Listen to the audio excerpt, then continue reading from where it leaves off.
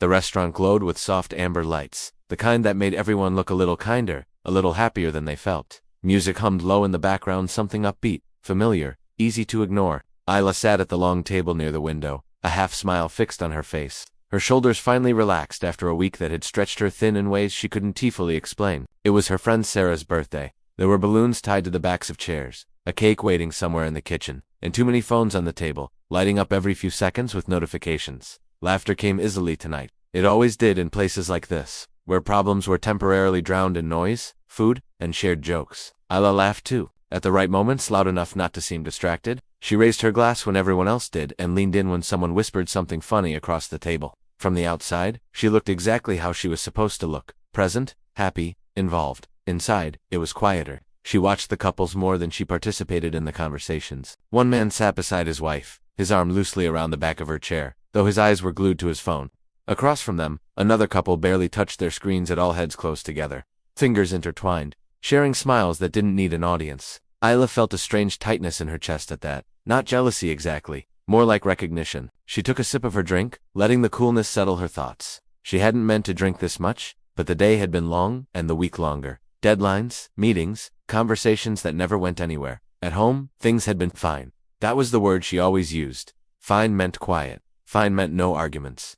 Fine meant not asking questions that might change the answers. Marriage is all about balance, someone said down the table, laughing. You just have to keep things exciting. A few people nodded. Someone else rolled their eyes jokingly and said, as long as you don't get boring, right? More laughter. Isla smiled again, but this time it felt heavier, exciting. She remembered when everything with Rayan had felt effortless, when staying up late talking felt more important than sleep, when silence wasn't awkward but comfortable. Somewhere along the way, excitement had been replaced with routine, and routine with distance. Not the loud, obvious kind, just the quiet kind that crept in unnoticed. She checked her phone. No messages from him, not unusual. He knew she was out. He trusted her. Or maybe he just didn't think about it much anymore. The thought made her throat tighten. She listened as her friends talked about weekend plans, about work stress, about small arguments that always ended in apologies and jokes. Isla wondered when she and Rayan had stopped talking about the small things, when conversations had turned practical instead of personal. Groceries, bills, schedules, everything except feelings. She took another sip. She wasn't drunk, she knew that, just lighter, less guarded. The constant pressure she carried in her chest loosened slightly, enough for honesty to feel possible. Sarah leaned over and squeezed her hand. You're quiet tonight, she said softly. Everything okay? Ayla nodded quickly. Yeah, just tired. It wasn't a lie, just not the whole truth. As the night went on, the restaurant grew louder. Plates were cleared, the cake was brought out, candles lit and blown out amid cheers. Ayla clapped and smiled and joined in the singing. For a moment, the warmth of it all almost convinced her she was fine too. But when she looked around again, she felt that familiar loneliness that didn't come from being alone, but from feeling unseen. Surrounded by people, yet carrying something no one else seemed to notice. She imagined going home, Rayan on the couch, probably scrolling through his phone, the television on but not really watched. She imagined sitting beside him, the space between them small but significant. She imagined saying nothing, like she usually did, letting another night pass quietly. The idea suddenly felt unbearable. Her fingers tightened around her glass.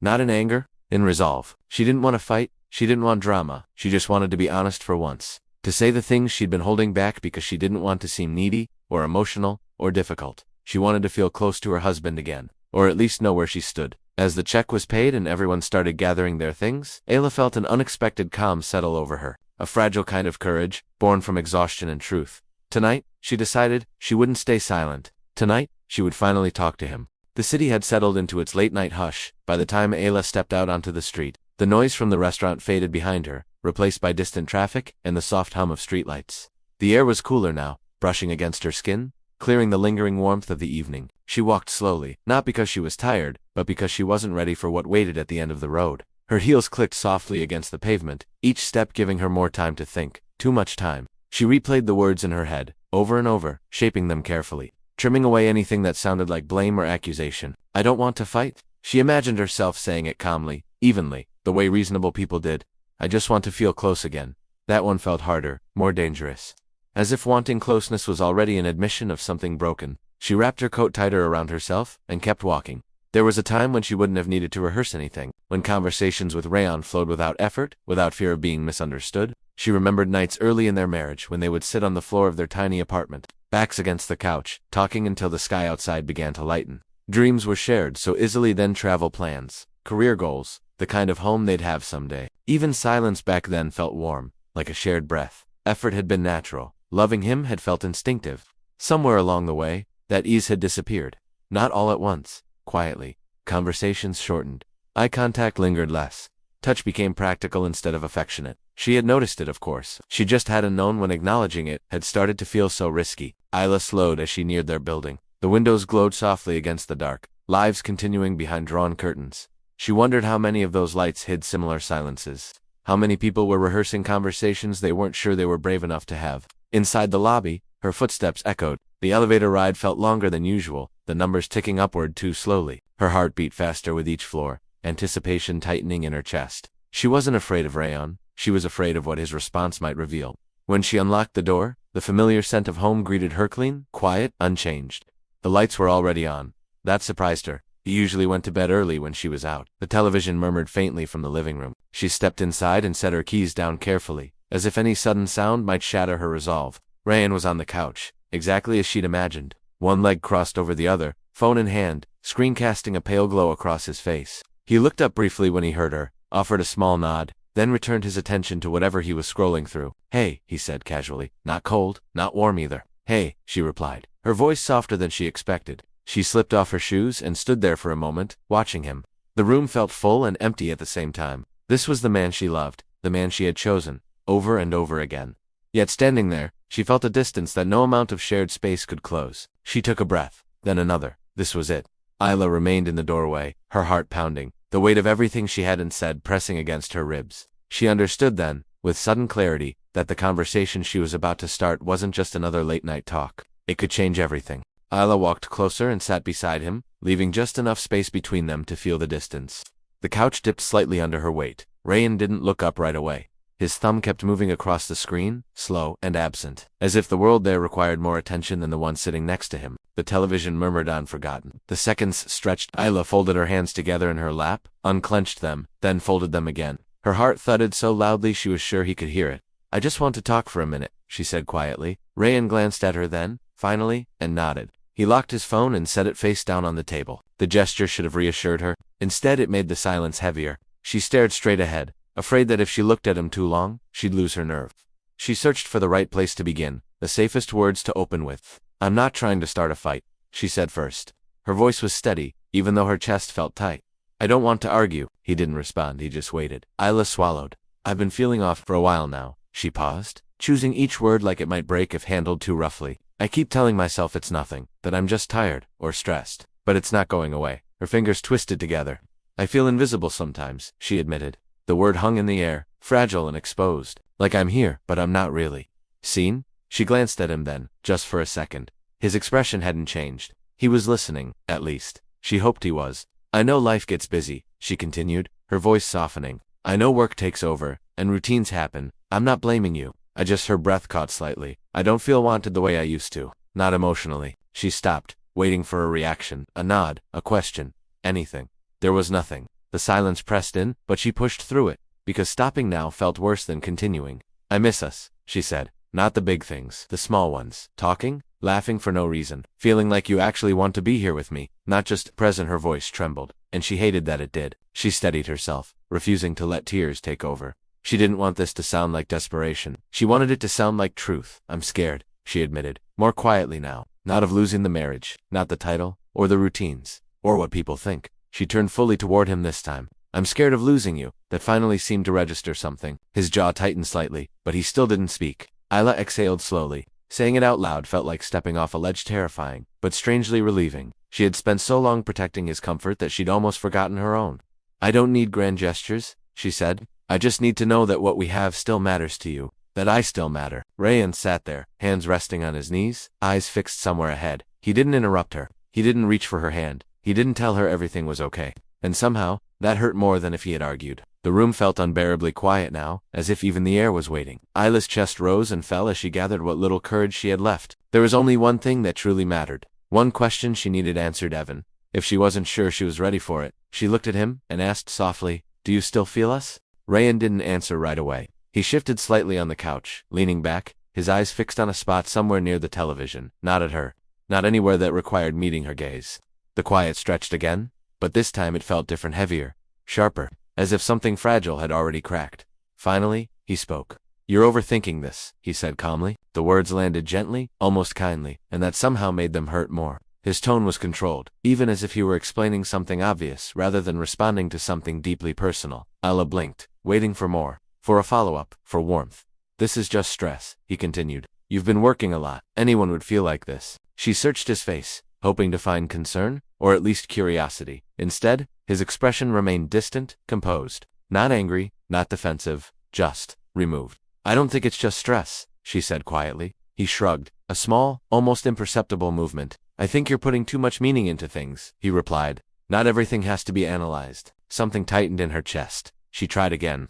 "I'm not analyzing. I'm telling you how I feel." Rayan let out a slow breath, the kind people release when they feel misunderstood. "And I'm saying your feelings are coming from expectations," he said. "You expect things to always feel the same. That's not realistic." Expectations. The word echoed in her mind, sharp and accusing. He finally turned his head slightly toward her, but his eyes still didn't quite meet hers. "Marriage isn't about constant emotional intensity," he added. "It's about stability, about understanding that people change."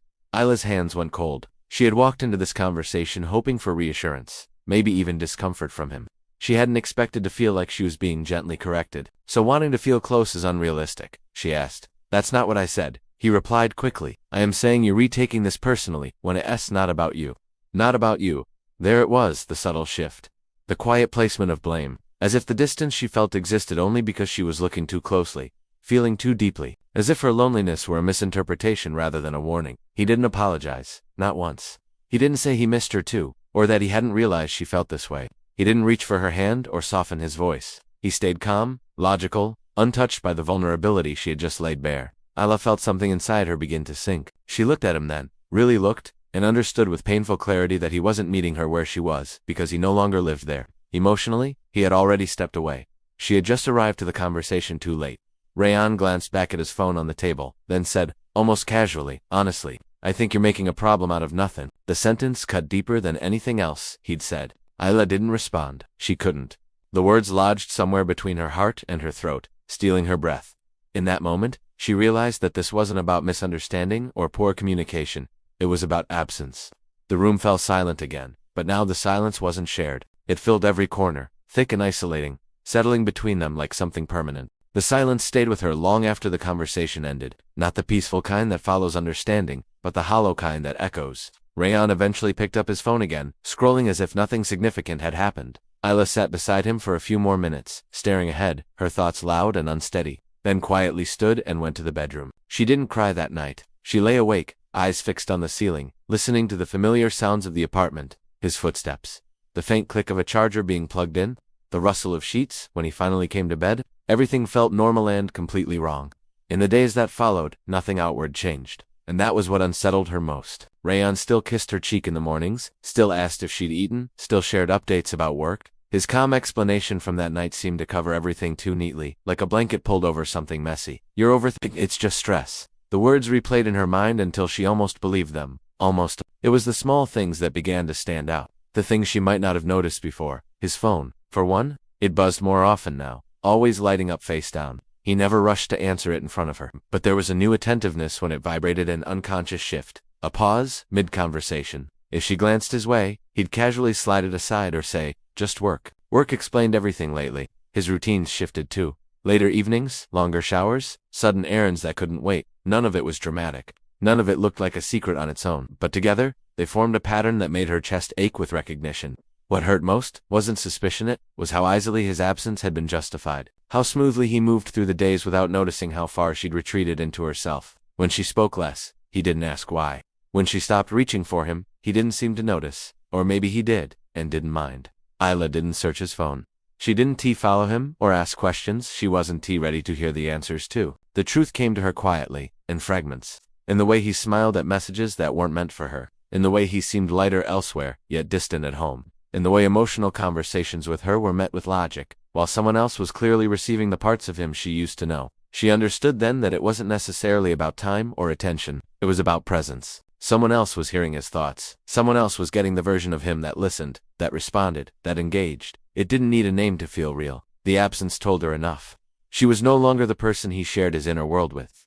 The realization hollowed her out. Shame crept in quietly, settling heavy on her shoulders. She wondered if she had been too much, too emotional, too needy. She replayed her words from that night, analyzing her tone, her timing, her honesty. Maybe she had asked for more than she deserved. Maybe wanting closeness really was unrealistic. Self-doubt followed close behind. Had she changed? Had she missed signs earlier? Had she been blind? Or just hopeful? She questioned her instincts, her worth, her right to feel heard at all. And then came guilt, the worst of it.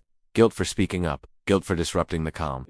Guilt for forcing him to respond to feelings he clearly didn't want to face. She told herself she should have stayed quiet, should have been easier, should have been content with what remained. But deep down, beneath all of it, another truth waited. Her honesty hadn't created distance, it had revealed it. She hadn't imagined the absence, she hadn't caused it. By finally speaking, she had simply exposed what had already been slipping away, what he had already chosen not to share with her. That night hadn't changed him, it had changed what she could no longer ignore. And as Isla sat alone with that understanding, the heartbreak settled slowly, deeply, not as a sudden break, but as the quiet knowledge that she was holding on to something that had already let go. Morning arrived without mercy. Sunlight pushed through the curtains in sharp, pale lines, exposing every corner of the room Ayla had spent the night awake in. The world looked too clear, too honest, as if there was nowhere left to hide. Her head ached not from the drinks, but from the weight of understanding that had settled in her chest sometime before dawn. She lay still for a moment, listening. Rayan was already up. She could hear the faint sounds from the kitchen, the coffee machine, a cupboard opening and closing, the quiet efficiency of someone moving through a familiar routine, ordinary sounds, comforting ones.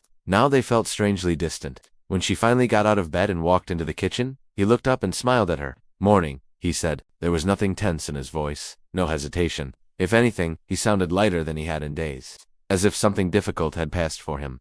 "Morning," she replied.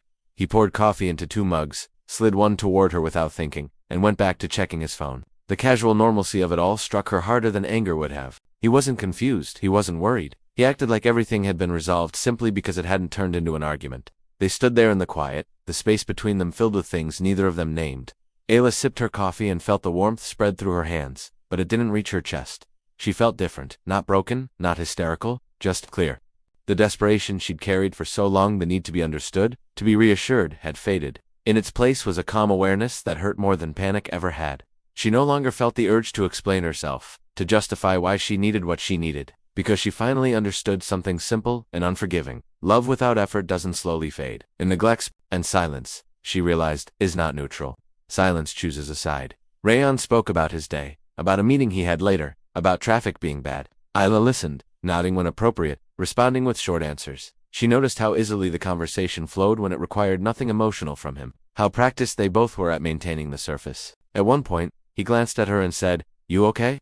It was said lightly, almost out of habit. "Yes," she answered, and for the first time, it wasn't a lie. She wasn't okay in the way she used to mean it, hoping, waiting, aching, but she was okay in a quieter, firmer way. The kind that comes when clarity replaces confusion. She didn't bring up the night before. She didn't restate her feelings or ask if he had thought about what she'd said.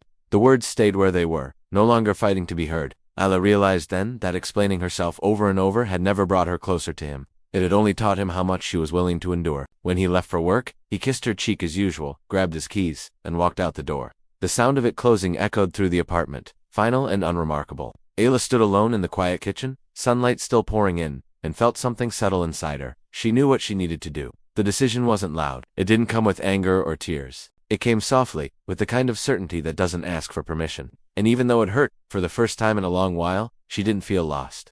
Isla didn't announce her decision. There was no dramatic moment, no raised voices or slammed doors. She waited until the apartment was quiet again, until the familiar stillness settled around her like it always did. Only this time, it didn't feel comforting. It felt finished. She walked into the bedroom and opened the closet. The movement was slow, deliberate, as if rushing might crack the calm she'd finally found. She reached for a small suitcase and set it on the bed. The sound it made against the mattress was soft, almost apologetic. She packed only what mattered. A few changes of clothes, her essentials, the necklace her mother had given her, her laptop, things that belonged to her, not to the life they had built together. Every item folded felt like a quiet acknowledgement, not a loss. Her hands didn't shake. That surprised her. There was a time she would have needed explanations, needed him to understand, to admit, to reassure. Now, she knew understanding couldn't be forced, and apologies given too late only reopened wounds. When Rayan came home, she was zipping the suitcase closed.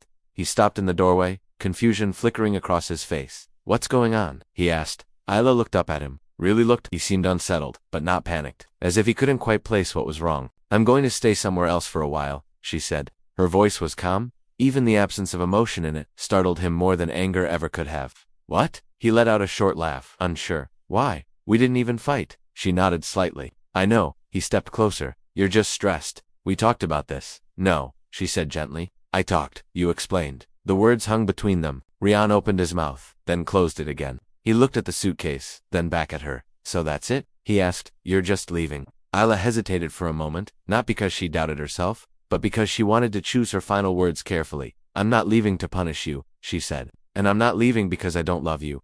That part was still true, painfully so. I'm leaving because I can't keep shrinking to fit into your silence. He stared at her, clearly unprepared for this version of her, the one who wasn't pleading, wasn't emotional, wasn't demanding anything from him. Her quiet resolve seemed to disarm him. But we're married, he said, almost to himself. Yes, she replied, and I deserve to feel like I'm not alone in it. She picked up the suitcase and walked past him. He didn't stop her. He didn't know how. At the door, she paused for just a second, not to look back, but to steady herself. Then, she stepped outside. The air felt different, cooler, freer. The street was calm, the city moving on, as it always did, indifferent to the ending of her marriage. Isla took a breath and felt something unexpected rise in her chest. Relief. She walked forward, alone, her footsteps light despite the weight of what she was leaving behind. For the first time in a long while, the heartbreak no longer led her. Self-respect did. I want you to close your eyes for a moment and imagine holding everything you feel inside your love, your fears, your hopes, all of it, weighing on your chest. That's where I was, for years, carrying it quietly, thinking that staying silent was keeping the peace. But what I learned is this: emotional honesty is never weakness. Speaking your truth doesn't make you fragile, it makes you human. Being unheard hurts more than being alone. There is a quiet devastation in realizing that the person you trusted most isn't truly listening, isn't truly present. Love without presence isn't love at all. It's a slow form of betrayal, one you might not recognize until it's too late. I stayed, I hoped, I whispered my heart, and waited for it to be acknowledged. And when it wasn't, I realized that sometimes the bravest choice is not holding on, but letting go. It wasn't easy. Every step toward walking away felt like breaking something inside me, but it was necessary. I had to choose myself, my dignity, my peace. Not because I stopped loving him, but because I started respecting myself. And that clarity, painful as it was, became my strength. Have you ever opened your heart to someone, only to realize they had already closed theirs? Have you ever stayed longer than you should, just hoping they'd choose you again? If this story felt real, share it. If it hurt, comment. And if you're living it, know this: silence is sometimes your strongest answer.